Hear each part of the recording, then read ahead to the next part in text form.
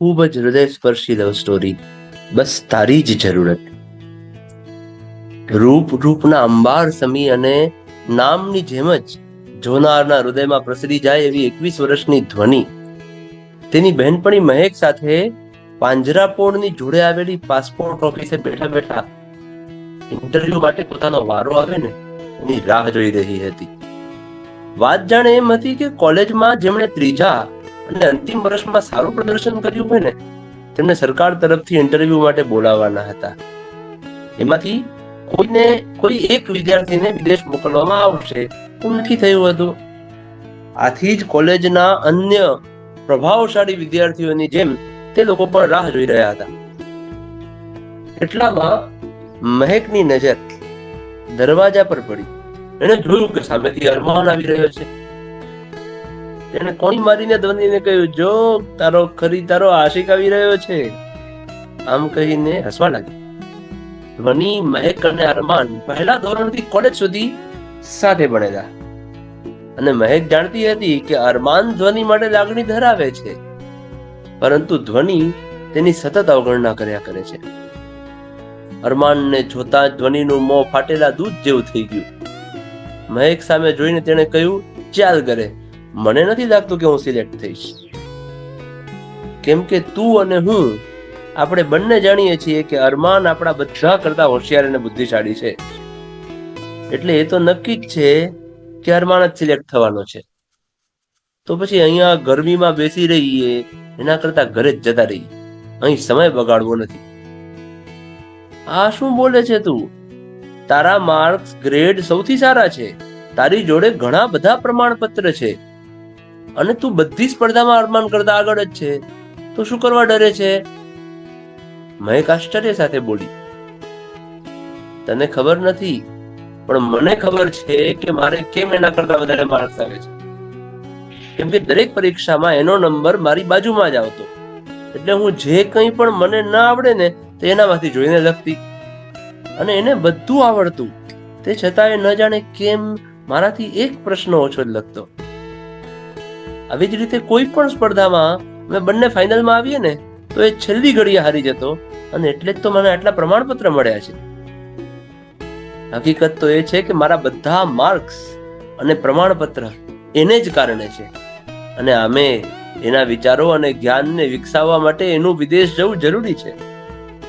એટલે આજે તો એ મને જીતવા નહીં જ દે. એટલે જ તો કહું છું કે ચાલ ઘરે જઈએ. આ સાંભળી રહેલી આશ્ચર્યચકિત થયેલી મહેક બોલી, વારે મુમતાઝ, તે તો સલીમની હકીકત ઉગાડી જ નહોતી પાડી કેમ? પણ તને શું વાંધો છે? આજે તું પ્રયત્ન તો કર. આપણને બાળપણમાં શીખવાડવામાં આવ્યું છે કે લહેરો સે ડરકર નૈયા પાર નહીં હોતી ઓર કોશિશ કરને વાલો કી હાર નહીં હોતી. આજે તું પ્રયત્ન તો કર. આ વખતે નહીં તો આવતી વખતે તારું સિલેક્શન થઈ જ જશે. એટલામાં ઓફિસમાંથી નોકર આવીને બોલ્યો, ધ્વનિ પટેલ, ટોકન નંબર 13 ને ઇન્ટરવ્યુ માટે બોલાવવામાં આવે છે અને ત્યાર પછીના નંબર તૈયાર રહેજો. આ જ રીતે બધા ઉમેદવારના ઇન્ટરવ્યુ એક પછી એક એમ પૂરા થઈ ગયા અને સૂચના મળી કે પસંદગી પામેલા ઉમેદવારનું નામ 2 દિવસ પછી જાહેર કરવામાં આવશે. 2 દિવસ પછી અને મહેક બંને પાસપોર્ટ ઓફિસે પહોંચ્યા. જેવા તેઓ અંદર દાખલ થયા કે સામે જ અરમાન મળ્યો.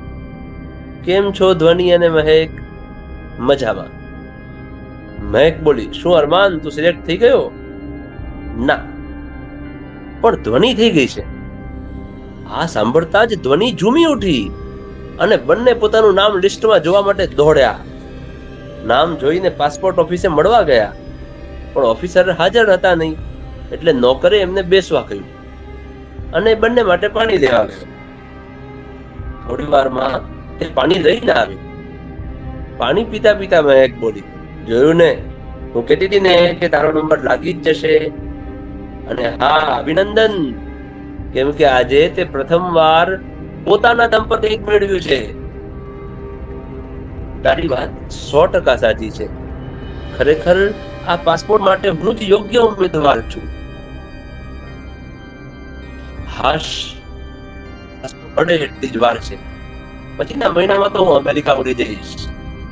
પણ સાચું કહું તો મને એમ લાગ્યું હતું કે અરમાન જ સિલેક્ટ થયો છે. મને તો દયા આવે છે બિચારા પર, કેટલો હોશિયાર છે છતાં પણ સિલેક્ટ ના થયો. તો આ વાત પર પાર્ટી લઈ જાય. અને હા, અરમાનને પણ બોલાવે.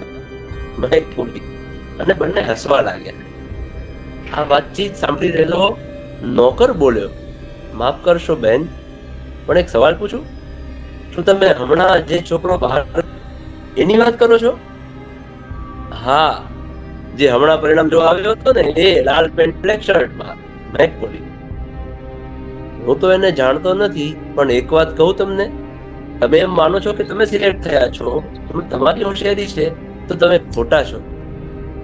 કેમ કે ખરેખર તો મેરિટમાં પ્રથમ નંબર હતી, પણ એને જોયું કે બીજો નંબર તમારો છે, તો એને એનો સિલેક્શન લેટર ફાડી નાખ્યો અને મોટા સાહેબને વિનંતી કરી અને તમારું સિલેક્શન કરવામાં આવે. મોટા સાહેબે આમ કરવાનું કારણ પૂછ્યું તો કહેતો હતો કે તમારી ખુશી વિદેશ જવામાં રહેલી છે, એટલે તમારી ખુશી ખાતર એ એનું સિલેક્શન રદ કરાવે છે. પણ મને એ ખબર નથી પડતી કે કોઈ આવી સુવર્ણ તક કોઈ બીજા માટે કેમ છોડી દે છે.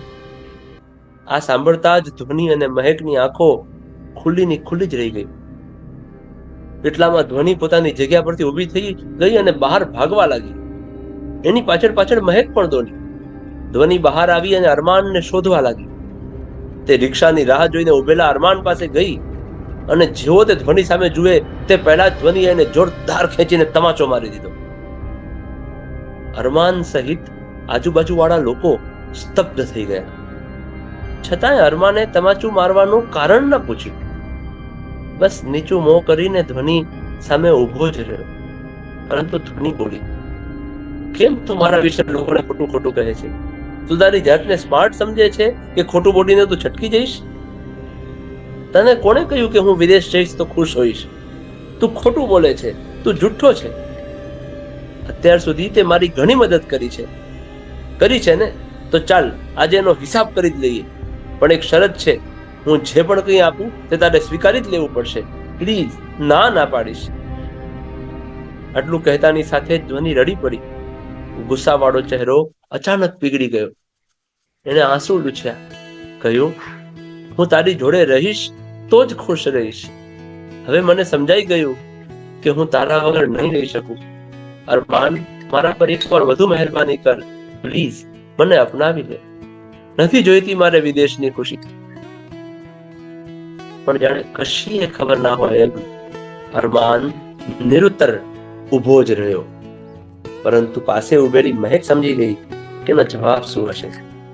સાથે એના મનમાં એ પરિસ્થિતિના અનુરૂપ એક કવિતા રટાઈ રહી હતી. કિસી પથ્થર में मूरत है, कोई पत्थर की मूरत है. किसी पत्थर में मूरत है, कोई पत्थर की मूरत है. जमाना कुछ भी समझेगा मगर मुझे अपनी खबर है. मुझे तेरी जरूरत, तुझे मेरी जरूरत. ખરેખર સાચો પ્રેમ એકબીજા માટે કંઈક સમાજ રહેલો છે. પોતાના સ્વાર્થ માટે કરેલો પ્રેમ તે પ્રેમ નથી, પણ બીજા માટે કંઈક ત્યાગ કરીને કરેલો પ્રેમ તે જ સાચો પ્રેમ છે. કેવી લાગી તમને આ વાર્તા? તે કોમેન્ટ સેક્શનમાં જરૂર જણાવો. ભલે. અને હા, વિડીયોને લાઈક કરી ચેનલને સબસ્ક્રાઇબ કરવાનું ભૂલશો નહીં. ધન્યવાદ. જય શ્રી કૃષ્ણ.